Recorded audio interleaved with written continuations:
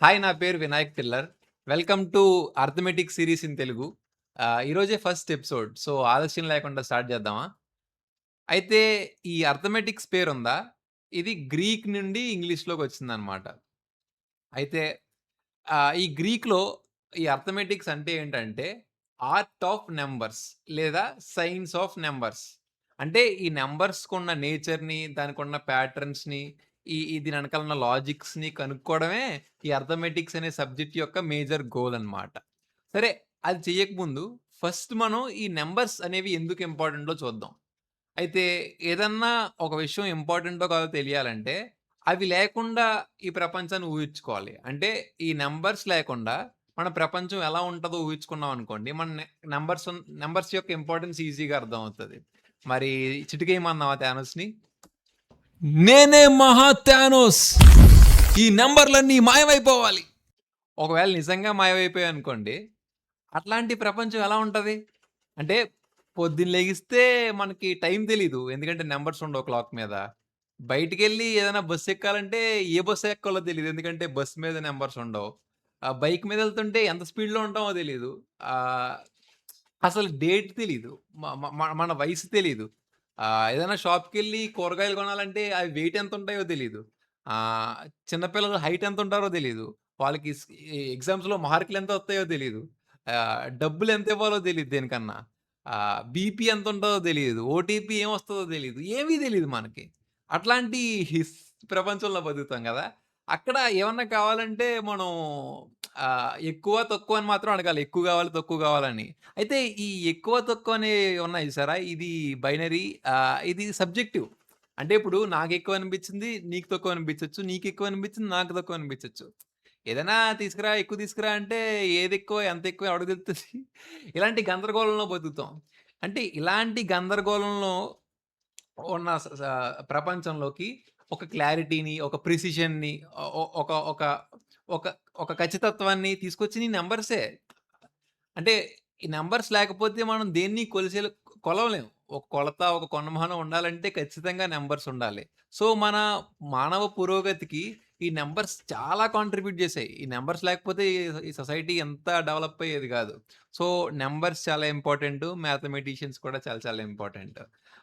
So yeah! చాలా చాలా important numbers. So, ఇది అర్థమైంది గదా! అయితే ఈ నంబర్స్‌ని అర్థం చేసుకునే స్టడీయే ఆహ్, అర్థమెటిక్స్ అన్నమాట. అయితే ఫస్ట్ 40,000 సంవత్సరాల క్రితం ఆది మానవులు ఇట్లాంటి నంబర్స్ ఇలా గీసుకునేవారని ఒక ఎవిడెన్స్ దొరికింది మనకి. ఇది వెడ్జెస్‌లా గీసుకునేవారు. ఇలా గీతలు గీతలు గీసుకునేవారు. ఇది నంబర్సే అయ్యుండాలని జెప్పి ఆర్కియాలజిస్ట్‌ల ఒక అంచనా. అయితే ఇది ఎట్టున్నా సరే 10,000 సంవత్సరాల క్రితం మనం ఆహ్, జంతువుల్ని డొమెస్టికేట్ జేసినప్పుడు షెపర్డ్స్ అంటే కాపర్లుగా ఉన్నోళ్ళు, వాళ్ళు వందలో గొర్రెల్ని పట్టుకెళ్ళేవారు కదా! మేతకి. అయితే ఆ టైంలో తప్పిపోయే అవకాశం ఉంది. అందుకే ఈళ్ళేం జేసేవారంటే, ఒక్కొక్క గొర్రెకి ఆళ్ళ బ్యాగ్‌లో ఒక్కొక్క రాయి యేసుకునేవారు. స్టార్టింగ్ నంబర్స్‌ని రాయలతోనే ఉండి సో, అలా ఒక్కొక్క రాయి యేసుకునేటోళ్ళు. వచ్చినప్పుడు అన్ని గొర్రెలకి ఒక్కొక్క గొర్రెకి ఒక్కొక్క రాయి తీసి బయట పడేసేవారు. ఆ చివరి గొర్రెతో బ్యాగ్ ఖాళీ అయిపోతే పర్వాలేదు. కానీ ఒక రాయి మిగిలిందనుకోండి, దాని అర్థం ఏంటంటే ఏదో ఒక గొర్రె తప్పిపోయిందని అర్థం. అప్పుడు ఈ కాపరి ఆ గొర్రెని ఎతుక్కుంటూ మళ్ళీ అడవిలోకెళ్ళి దాన్ని దొరికిపట్టేవాడు. సో, ఇట్లా స్టార్టింగ్ పశువుల కాపరులు నంబర్‌లని రాయలతో స్టార్ట్ చేసున్నారని జెప్పి ఇది జనరల్‌గా కన్సెన్సస్ అంటే అందరూ ఒప్పుకునే థియరీ అన్నమాట. అయితే తర్వాత నాగరికత అభివృద్ధి చెందే కొద్దీ మనకి ఇలా రాళ్ళతో కాకుండా ఆహ్, ఆహ్, ర రచన రూపంలో నంబర్స్ అనేవి చాలా చాలా ఇంపార్టెంట్ అన్నమాట. ఎందుకంటే మనకి వ్యవసాయం ఎంత పంటొచ్చిందో తెలియాలన్నా, లేదంటే ఎంత పన్ను కట్టాలో అన్నది, లేదంటే ఏదైనా పెద్ద మాన్యుమెంట్ కట్టారనుకో ఎంతమంది రావాలి. ఇలాంటి పనులన్నిట్లికి నంబర్స్ చాలా చాలా ఇంపార్టెంట్. నంబర్స్ లేకుండా ఈ పనులేం చేయలేము. అలాంటప్పుడు రాసే నంబర్‌లనేవి చాలా ఇంపార్టెంట్ అయ్యాయి. అప్పుడే ప్రతి నాగరికత వాళ్ళు నంబర్‌లని పుట్టించడం మొదలుపెట్టారు. అయితే ఇది ఈజిప్షియన్ నంబర్‌లో. మీరు ఈ ఈజిప్షియన్ నంబర్‌లు చూత్తే భలే ఫన్నీగా ఉంటాయి. ఎందుకంటే చూడండి ఫస్ట్ 1-9 వరకు గీతలే. ఇప్పుడు 5 అంకి గీయాలనుకోండి 5 సార్లు మనం గీయాలి. అలా 9 వరకు గీయాల. 10 వచ్చేసరికి ఇలా ఎన్ షేప్‌లో ఉన్న ఇలా గీసుకునేవారు. ఎన్ షేప్‌లో గీసుకునేవారు. దీన్ని హీల్ బోన్ అనేవాళ్ళు. ఆ తర్వాత ఇప్పుడు 20 గీయాలనుకో 25 రాయాలనుకోండి. 2 10స్ రాయాలి. పక్కన 5 గీతలు 5 రాయాలి. అలా 25 రాయాలి. అలాగే 100కొచ్చేసరికి ఇది దోమల చక్రంలాగా ఒక కాయిల్ టైప్‌లో ఒక రౌండ్ రోప్ గీసుకునేవాళ్ళు. 1000కొచ్చేసరికి వీళ్ళు లోటస్ ఫ్లవర్ గీసుకునేవాళ్ళు. 10,000కొచ్చేసరికి ఇలా చూపుడు వేలు పైనున్న చూపుడు వేలు గీసుకునేవారు. 1,00,000కొచ్చేసరికి ఫ్రాగ్ గీసుకునేవారు. సో, మీరు అలా చెక్ మీద రూ. 1,00,000 చెక్ ఇవ్వాలంటే నంబర్స్ దగ్గర ఫ్రాగ్ గీయాలన్నమాట. ఈజిప్షియన్ నంబర్ సిస్టమ్‌లో ప్రకారం. అయితే ఈ ఫ్రాగ్ సింబల్ ఎందుకు పెట్టుకున్నారంటే నైల్ నదుల్లో కొన్ని లక్షల కప్పలుండేయి ఎప్పుడు చూసినా అట్లా. లేదంటే చిన్న చిన్న చేపలుండేయి. ఆ చేపలు గాని, కప్పలు గాని 2 గీసేటోళ్ళు. సో, అంటే వీళ్ళకి కప్ప చూసినప్పుడల్లా అన్నున్నాయన్న ఒక ఇమేజ్ వచ్చేది గదా! సో, 1,00,000కి ఈళ్ళు ఈ సింబల్ పెట్టుకున్నారనమాట. ఆ 10,00,000కేమో ఇలా చేతులు పైకెట్టిన ఒక దేవుడి ఫోటో ఒకటి, తర్వాత 1,00,000కేమో సూర్యుడి ఫోటో ఒకటి ఇలా ఉంటాయి. సో, వీళ్ళేంటంటే ఇందాక మనం చూసినట్టు 250 గీయాలనుకోండి. 2 100 సింబల్‌లు గీసి, తర్వాత 5, 10 సింబల్‌లు గీసి, లాస్ట్‌లో ఆహ్, ఈ 2 అయితే 2, 1 అయితే 1 ఒక సింబల్ గీయాలి. ఇట్లా వీళ్ళు గీసుకునేటోళ్ళు. ఇది Egyptian number system. Base 10 system ఇది. అయితే ఆహ్, నెక్స్ట్ ఏంటంటే ఆహ్, మెస్‌పోటేమియా నంబర్ సిస్టమ్. అయితే ఈ మెస్‌పోటేమియా నంబర్ సిస్టమ్ ఎట్లా ఉండేదంటే ఇది బేస్ 60 సిస్టమ్. అది ఎక్స్‌ప్లెయిన్ చేత్తాను. ఫస్ట్ 10 వరకు ఇందాక ఈజిప్షియన్ లాగే ఇలా గీసేవారు. కానీ 10 వచ్చేసరికి ఇలా అడ్డంగా యారో సింబల్ గీసేవారు. సైడ్ యారో గీసేటోళ్ళు. అలా ఈళ్ళు 59 వరకు లైక్ ఇప్పుడు 59 గీయాలనుకోండి. 5 ఆహ్, ఏంటిది 5 సైడ్ సైడ్ సరిగ్గా గీయలేదు ఈళ్ళు. అయితే 5 క్రాస్ సైడ్ యారోస్ తర్వాత 9 స్ట్రెయిట్ స్ట్రెయిట్ లైన్స్ గీస్తే 59 అవుతది. కానీ 60కి ఏంటంటే 6 సైడ్ యారోస్ కాదు. 60కి 1 వచ్చేస్తదనమాట. ఇక్కడ 10 లాగా 1 వస్తది. ఇక్కడేమో ఖాళీ ప్లేస్ వదిలేస్తారనమాట. ఇప్పుడు 73 అనుకోండి. 60, 10, 3 అలా 73 అనమాట. అంటే ఇది బేస్ 60 సిస్టమ్. యాక్చువల్‌గా ఈళ్ళు 60 సిస్టమ్ ఉందా? ఈళ్ళ వల్లే మనకి ఒక నిమిషానికి 60 సెకండ్లు, ఒక గంటకి 60 నిమిషాలు ఆ సిస్టమ్ ఇక్కడి నుంచి వచ్చింది. మెస్‌పోటేమియా నుంచి వచ్చింది. ఈ నంబర్ సిస్టమ్ వల్లే వచ్చింది. సో, ఈళ్ళది బేస్ 60 అనేది ఉందన్నమాట. Next Chinese. ఈ చైనీస్ అనేవాళ్ళేంటంటే ఈళ్ళకి సింబల్స్ ఉండేయి. 1కి, 2కి, 3కి, 4కి అలాగే 10 వరకు సింబల్స్ ఉండేయి. ఆ తర్వాత 100కి, 1000కి, 10,000కి ఈట్లికి కూడా సింబల్స్ ఉండేయి. అయితే వీళ్ళ సిస్టమ్ ఏంటంటే వీళ్ళ number system multiplicative position system. ఇది ఎలా వర్క్ అవుద్ది చూద్దామా? ఇప్పుడు 20 రాయాలనుకోండి. మనం బేసిక్‌గా నార్మల్‌గా అయితే ఆహ్, ఇందాక ఈజిప్షియన్ సిస్టమ్‌లో అయితే 2 10లు రాయాలి. కానీ ఇలా ఇలా అలా అలా రాయకపోతుండే. ఫస్ట్ 2 రాసి, తర్వాత 10 రాసేసేవాళ్ళు. 2 ఇంటూ 20 అనమాట. ఒకవేళ 30 రాయాలనుకోండి 3 రాసి 10 రాసేటోళ్ళు. ఒకవేళ 35 3, 10 రాసేవారు 35 35. ఇప్పుడు 99 అనుకోండి. 9 రాసి 10 రాసేవారు. అంటే 90 లాస్ట్‌లో మళ్ళీ 9 రాసేవారు. 99 అట్లాగా ఆహ్, ఆహ్, 235 అనుకోండి. ఆహ్ 2 రాసి 100 రాసేవారు. అంటే 200. 3 రాసి 10 రాసేవారు 30. 4 సింబల్ రాస్తే 2 4 234 ఇట్లా వీళ్ళు ఆహ్, మల్టిప్లికేటివ్ పొజిషన్‌తో అంటే చిన్న నంబర్‌తో పెద్ద నంబర్‌ని మల్టిప్లై చేసి అలా యాడ్ చేసుకుంటూ ఎళ్ళేవారనమాట. అదే చైనీస్ నంబర్ సిస్టమ్. ఇది గ్రీక్ నంబర్ సిస్టమ్. ఈ గ్రీకోళ్ళు ఏం చేసేవారంటే ప్రతి నంబర్‌కి కొత్త సింబల్ ఇచ్చేవారు. ఇప్పుడు 1 నుంచి 9 వరకు అందరూ కొత్త సింబల్ యూనిక్ సింబల్స్ ఇత్తారు. అది ఓకే. ఈళ్ళకి 10కో యూనిక్, 20కో యూనిక్, 30కి, 40కి, 50కి, 60కి, 70కి ఆహ్, లైక్ 100కో యూనిక్ నంబర్ సింబల్ 200కి అలా చాలా వాటిలికి యూనిక్ సింబల్స్ ఇచ్చేవారాళ్ళు. ఇయన్నీ యాక్చువల్‌గా ఈళ్ళ ఆల్ఫాబెట్స్ అనమాట. నంబర్‌లుగా ఈళ్ళకి ఇలా ఇచ్చేసేవారు. సో, అయితే దీంట్లో ఏంటంటే రాయడానికి చిన్నగా ఉన్నా సరే ఎక్కువ గుర్తుపెట్టుకోవాలి. ఎక్కువ సింబల్ గుర్తుపెట్టుకోవాలి. సో, అది గ్రీక్ సిస్టమ్. ఇది ఆల్ఫాబెట్స్‌నే వాడి నంబర్స్ కూడా కమ్యూనికేట్ చేసేవాళ్ళనమాట. సో, ఒకవేళ 12 రాయాలనుకోండి. 10 సింబలు 2 సింబల్ ఎయాలి. ఒకవేళ 32 రాయాలనుకోండి. 30 సింబలు 2 సింబల్ ఎయ్యాలి అట్లా. ఇప్పుడు నెక్స్ట్ రోమన్స్ నంబర్స్. ఇవి చాలా మందికి స్కూల్‌లో చదివే ఉంటారు. అయితే ఈ రోమన్ సింబల్స్ ఏంటంటే కొన్ని రూల్స్ ఉంటాయి. ఫస్ట్ ఆఫ్ ఆల్ ఈళ్ళేంటంటే 1 అంటే 5 టేబుల్‌లో డివైడ్ అయ్యే ఆటిలికి అదే అంటే 5 10 వచ్చే ఆటిలి అన్నిట్లికి ఈళ్ళు కొత్త కొత్త సింబల్‌లిత్తారు. అంటే 1కో సింబలో, 5కో సింబలో, 10కో సింబలో, 50కో సింబలో, 100కో సింబలో, 500కో సింబలో అలా. అలాగా ఈళ్ళు 10స్‌తో పాటు 50స్, 500స్ వీటిలికి కూడా సింబల్స్ ఇత్తారు. అయితే దీంట్లో ఏంటనుకుంటున్నారు? ఆహ్, 5కి ఇటుపక్క 1 రాసా అంటే 1, 2, 3 మామూలే. 1 కంటే ఒక గీత, 2కైతే 2 గీతలు, 3కైతే 3 గీతలు అంతవరకు నార్మలే. కానీ 4 వచ్చేసరికి 5 ఉందా? 5కి ముందు బిఫోర్ రాసారనుకో 1 5 - 1 అనమాట. అదే 5కి తర్వాత రాసారనుకో 5+1.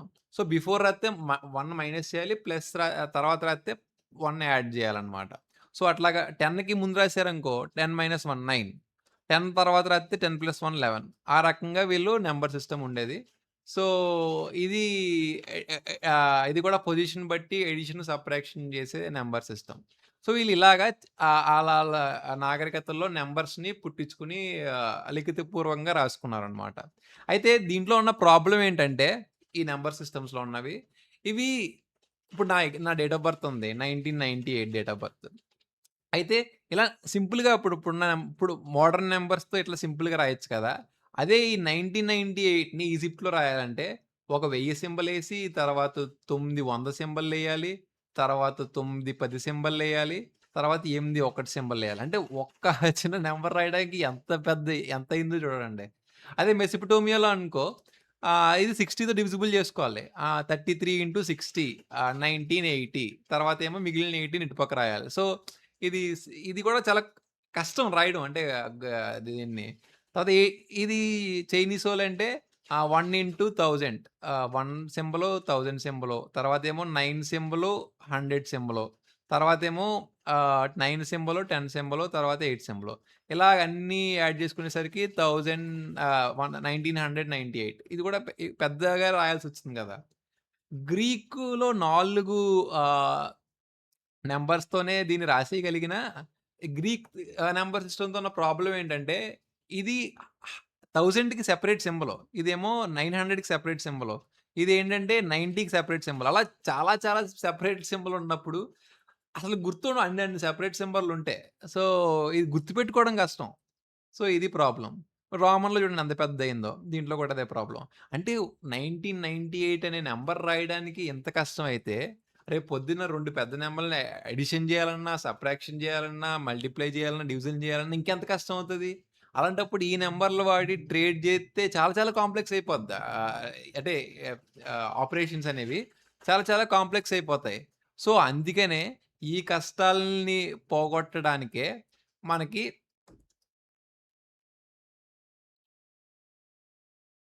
హీరో ఒచ్చాడు. అయితే 'జీరోని' చాలామంది చిన్న చూపు చూస్తారు గానీ, యాక్చువల్‌గా నంబర్స్‌లో ఇదే హీరో. ఎందుకంటే ఇది రాకముందు మనం ఇందాక చూసినట్టు బోలెడన్ని కష్టాలుండేయి. అయితే దీని రాకతో కష్టాలన్నీ తీరిపోయాయి. యాక్చువల్‌గా ఈ 'జీరోని' తెచ్చింది మనమే ఇండియన్సే తెచ్చాం. అంటే 'జీరో' అనేది మాయన్ సివిలైజేషన్‌లో సెపరేట్‌గా ఎవాల్వ్ అయింది. కానీ మోడర్న్ మ్యాథమెటిక్స్‌లో ఉన్న 'జీరో' ఉంది చూసారా? అది ఇండియాయే కాంట్రిబ్యూట్ చేసింది. అయితే ఈ జీరో రాకముందు ఎలా ఉండేదంటే అప్పుడు ఒకవేళ 205 రాయాలనుకోండి. 2 రాసి స్పేస్ ఇచ్చేవారు. కొన్ని కొన్ని నంబర్ సిస్టమ్‌లో అంటే ఇండియాలో గూడా స్పేస్ ఇచ్చి 5 రాసేవారు. అంటే అలా ఇవ్వలేదనుకో 25కి 205కి తేడా ఏంటి? 2005కి తేడా ఏంటి తెలీదు గదా! అందుకనే స్పేస్ హోల్డర్స్ అనేవి ఇచ్చేవారు. మెసొపటోమియాలో గూడా స్పేస్ ఇచ్చేవారు. పొజిషన్స్‌కి అర్థం అవ్వడానికి. సో, ప్లేస్ హోల్డర్స్ అనేవి చాలా నంబర్ సిస్టమ్‌లో ఉన్నాయి. అయితే తర్వాత ఆ స్పేసు వాక్యూమ్‌లో ఉండడం గాకుండా దాంట్లో కొన్ని కొన్ని అంటే పాయింట్ పెట్టేటోళ్ళు. దాని తర్వాత లేదంటే ఏదన్నా ఆల్ఫాబెట్లు రాసేటోళ్ళు. ఖాళీ అని చెప్పడానికి ఇలా జేసేటోళ్ళు. లాస్ట్‌కేంటంటే 0 వచ్చింది. అసలు ఇప్పుడు తెలుగులో 0 అంటామా? ఈ ఈ ఈ జీరోని అసలు 0 అనే పదం ఎక్కడి నుంచి వచ్చిందనుకుంటున్నారు? సాంస్క్రిట్‌లో శూన్య అనే ఉంటది కదా! శూన్యం అంటే ఏమి లేదు. ఆ శూన్య అనే పదం నుండే 0 అనే నంబర్ గూడా వచ్చింది. సో ఆ! ఈ 0 యొక్క ఆరిజిన్ అనేదనమాట శూన్య. అయితే ఈ 0 అనే నంబర్‌ని ఎవరు కనిపెట్టారో అంటే మనకి అంత డాక్యుమెంటేషన్ లేదు. కానీ ఎర్లియస్ట్ మ్యాథమెటీషియన్ ఎవరంటే దీన్ని వాడింది ఇండియాలో ఆహ్, బ్రహ్మగుప్త. ఇతను ఈ ఈ జీరోని నంబర్‌గా వాడడమే కాకుండా దాంతో కొన్ని ఫార్ములాస్ కూడా రాసాడు. అదిగో ఇదే. అంటే ఏదైనా నంబర్‌ని శూన్యంతో యాడ్ చేసామనుకో ఆ నంబరే ఉంటది. a+0 = a. అదే శూన్యంతో ఏదైనా నంబర్‌లోంచి శూన్యం తీసేసామనుకోండి అయినా సరే ఆ నంబరే ఉంటది కదా! a-0 = a. ఏదైనా నంబర్‌ని శూన్యంతో మల్టిప్లై చేసామనుకోండి అప్పుడు శూన్యమే ఉంటది అని చెప్పి a*0 = 0 అని చెప్పి ఆ తర్వాత డివిజన్‌తో కూడా కొన్ని ఫార్ములాస్ రాసాడు గానీ అవి కరెక్ట్ కాలేదు. కరెక్ట్ కాదవి. సో, ఇట్లా స్టార్టింగ్ ఇండియా నుండి జీరో అనేది స్టార్ట్ అయింది. దీంతో కొన్ని ఫార్ములాస్ కూడా బిల్డ్ చేశారు బ్రహ్మగుప్త. అయితే ఈ, ఈ శూన్య అనే పదం నుండి జీరో కూడా పుట్టుకొచ్చింది. అది యాక్చువల్‌గా శూన్య అనే పదం అరబిక్‌లోకెళ్ళినప్పుడు సిఫర్ అయింది. సిఫర్. అంటే యాక్చువల్‌గా ఇప్పుడు సైఫర్ అనే పదం ఉంది గదా! ఆ సైఫర్ అనే పదంకి ఇదే రూట్ వర్డ్. అయితే ఇప్పుడు సైఫర్ అనే పదంకి ఏంటంటే హిడెన్ మీనింగ్ కనుక్కునేది డిసైఫర్ అనే అర్థం వచ్చింది గదా! ఆ అర్థం ఎప్పుడొచ్చిందంటే జీరో అనే పదం వేరే పదం వస్తుంది గాబట్టి ఈ పదానికి వేరే రకంగా ఎవాల్వ్ అయిందనమాట. సో, ఈ సైఫర్ శూన్య అనేది సీఫర్ అయింది. సీఫర్ అరబిక్‌లో అరేబియాలో సీఫర్ అయిందా?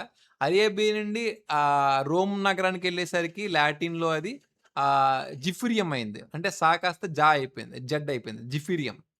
జిఫీరియం లాటిన్‌లో ఉన్నది తర్వాత ఇటాలియన్ లాంగ్వేజ్‌లోకెళ్ళేసరికి జిఫీరియం జీరో అయింది. ఆ తర్వాత ఇంగ్లాండ్‌కెళ్ళేసరికి అది జీరో అయింది. ఇప్పుడు మోడర్న్ జీరో.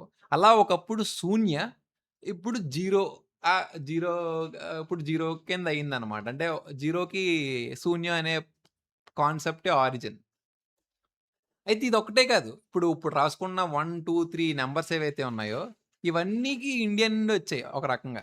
ఫస్ట్ ఇగో ఇండియాలో ఇలా నంబర్‌లుండి 1కి ఇలాగా, 2కేమో అడ్డగీతలు 2, 3కేమో 3 అడ్డగీతలు ఇలా ఉండేయి. ఇది బ్రెమ్మీ న్యూమరల్స్ అంటారనమాట. బ్రెమ్మీ స్క్రిప్ట్.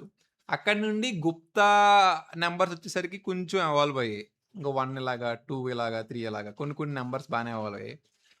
అయితే గుప్తా స్క్రిప్ట్ నుండి నాగరి స్క్రిప్ట్‌కొచ్చేసరికి అవి ఇంకొంచెం అంటే 0 అవ్వడం, ఇలా గుండ్రంగా 0 అవ్వడం, డాట్ ఉండేది కాస్త ఇందాక చెప్పా కదా! డాట్ ఉండేదని. ఇప్పుడు 0 అవ్వడం. ఆ తర్వాత 2, 3 ఇలా ఈ స్క్రిప్ట్‌కొచ్చాయి. తర్వాత అంటే అరేబియాకెళ్ళేసరికి ఇప్పుడున్న నంబర్స్ వచ్చాయి. వాటిని యూరోపియన్స్ కూడా అడాప్ట్ చేసుకున్నారు. సో, ఇట్లాగా ఆహ్ ఈ నంబర్స్ అనేవొచ్చాయి. అయితే 0-9 వరకు కదా సింగిల్ డిజిట్స్. ఈ 10 నంబర్‌లతో ప్రపంచంలో ఉన్న దేన్నన్నా సరే మనం కొలిసేయొచ్చు. కొలమానం జేయొచ్చు. అలాగా అంత పవర్‌ఫుల్ అయ్యాయి ఈ నంబర్స్. అంటే ప్లేస్ హోల్డర్స్‌ని పెట్టుకొని పొజిషన్స్‌ని పెట్టుకొని ఎంత పెద్ద నంబర్స్‌నన్నా సరే ఈ నంబర్‌లతోనే మనం బిల్డ్ జేయొచ్చు. అది ఈ డెసిమల్ నంబర్‌లకున్న పవర్. సో ఇట్లా అంటే ఈ నంబర్‌ల పుట్టుక వెనకాల ఉన్న స్టోరీ ఇదే అన్నమాట. ఇంత స్టోరీ ఉంది. అయితే చాలా మందికి ఒక డౌట్ రావచ్చు.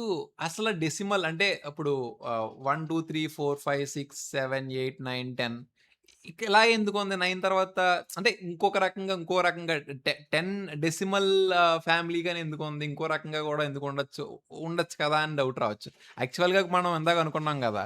కొన్ని కొన్ని నంబర్ సిస్టమ్స్ అంటే ఇప్పుడు ఆ! అంటే 5 బేసెస్ మీద ఉండేవి.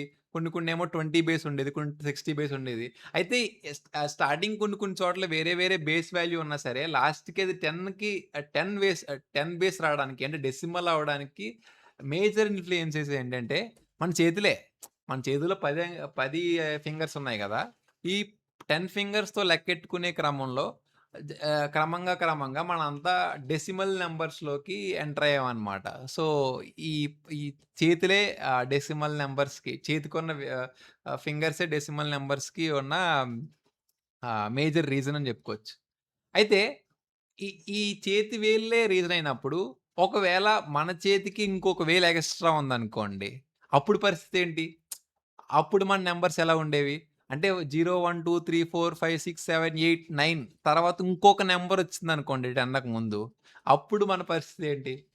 అప్పుడు మొత్తం మ్యాథ్స్ అంతా డిఫరెంట్‌గా ఉండేది తెలుసా?